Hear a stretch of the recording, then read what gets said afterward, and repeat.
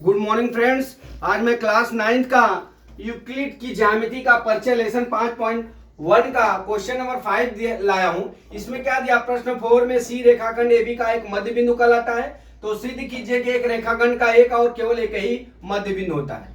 तो यदि चौथा सवाल का, यदि दो बिंदुओं ए बी के बीच बिंदु सी स्थित है तो AC बराबर BC है, तो सिद्ध कीजिए कि AC बराबर हाफ AB। हमने आपको एक रेखा बनाया था, AB बराबर AB बनाया था और इसका C बिंदु था। तो हमने आपको ये सिद्ध कर दिया था AC बराबर BC। ठीक है, तो हमारा क्या हो गया, हमने सिद्ध करके AC बराबर हाफ AB दिखाया। ठीक है, अब इसी तरह अगर मान लीजिए A और B का मध्य बिंदु D है, इसके बाजू में मध्य बिंदु D आएगा C के। ठीक है, ये है। तो हमने यहां पे क्या लिया, माना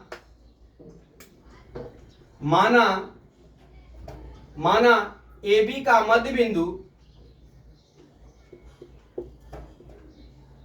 बिंदु D है बराबर। तो हमारा AC बराबर कितना हो जाएगा, हाफ ए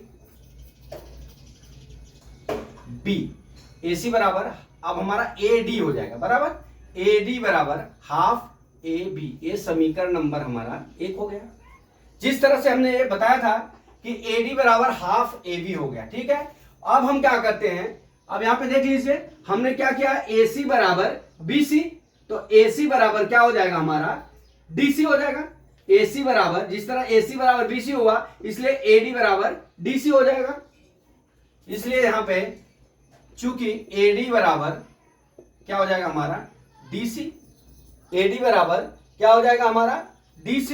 ये समीकरण नंबर 2 हो गया। अब समीकरण नंबर 3 में क्या बनाएंगे हम, कि हमारा AC बराबर हमारा क्या हो जाएगा, AD प्लस DC। ये वाला भाग, ये समीकरण नंबर 3 हो गया, ये वाला भाग। ठीक है, अब हम क्या करेंगे, सॉरी यहां पे AC बराबर DC हो जाएगा। ठीक, अब हम यहां पे क्या करेंगे, समीकरण AC बराबर DC, ये वाला भाग AC बराबर DC हो जाएगा। अब समीकरण क्या करेंगे,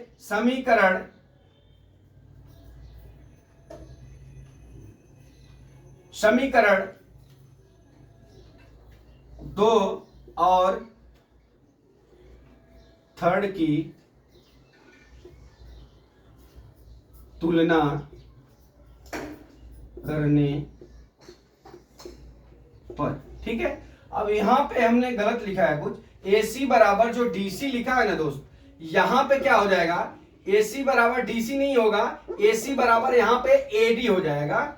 AC बराबर AD के हो जाएगा। ठीक है, AC बराबर क्या हो जाएगा हमारा AD के हो जाएगा। ठीक है, तो अब हम तुलना जब करेंगे तो AC बराबर हमारा क्या हो जाएगा, यहां पे आप देख लीजिए वापिस गलती हो गया था। AC बराबर हम क्या लिख देंगे, AD लिख देंगे। जिस तरह AC बराबर BC हुआ इसलिए AC बराबर क्या हो जाएगा हमारा AD हो गया। अब समीकरण 1, 2 की तुलना कर देते हैं। ठीक है, तुलना करने का मतलब यह हुआ कि हमारा क्या हो जाएगा, AD बराबर AD अब प्लस क्या हो जाएगा DC हो जाएगा। अब हम क्या करेंगे, अभी पक्षांतर जब करेंगे, पक्षांतर करने पर पक्षांतर जब करेंगे तो हमारा क्या हो जाएगा, DC बराबर AD माइनस AD कट गया, बराबर कितना हो गया 0। DC बराबर क्या हो गया 0 आ गया। ठीक है, अब जब DC बराबर 0 हो गया तो हमारा ये जो D बिंदु है ना, ये D बिंदु ये C के आजू बाजू ही स्थित है। ठीक है, कहां पे स्थित है, C के आजू बाजू ही स्थित है। इसलिए ये सिद्ध होता है कि एक रेखाखंड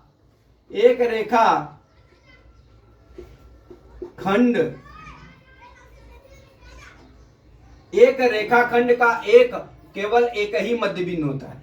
एक रेखाखंड का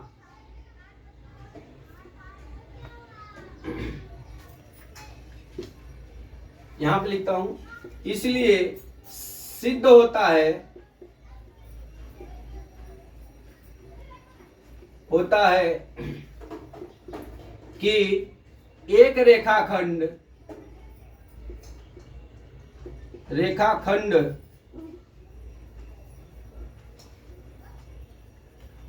का एक और केवल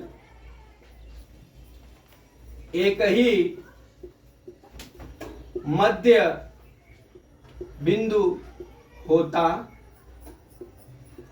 है। ये सिद्ध हो गया। तो दोस्तों एक बार मैं आपको और रिवीजन करना चाहूंगा। इसमें क्या हो गया कि जैसे हमने चौथी सवाल में सिद्ध कर दिया था AC बराबर BC, AC बराबर हाफ AB, ठीक है। तो अब हम यहाँ पे हमने सिद्ध कर दिया। अब हमारा सवाल दिया क्वेश्चन नंबर 5 में कि 4 में C का रेखाखंड AB का एक मध्य बिंदु कहलाता है। तो सिद्ध कीजिए कि रेखाखंड केवल एक और एक ही मध्य बिंदु, ठीक है। अब इसलिए कहलाता है कि जब AC बराबर हाफ AB हो गया तो ये क्या हो जाएगा, AB का C क्या हो गया, मध्य बिंदु हो गया, ठीक है। ये समझ में आ गया। अभी कह रहा है कि AB पर एक दूसरा बिंदु D ले लिया, ठीक है। मान लिया ये AB का मध्य बिंदु D है, तो हमारा AD बराबर हाफ AB हो जाएगा, ठीक है।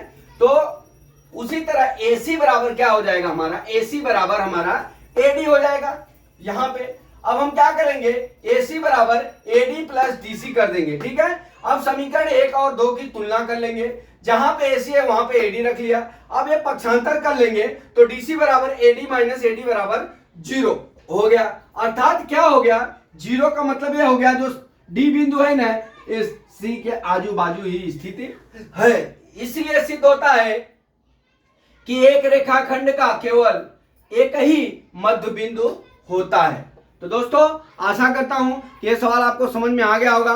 अगला वीडियो में फिर कल लेके आता हूं। जय मां सरस्वती, जय भारत माता, जय जवान, जय किसान।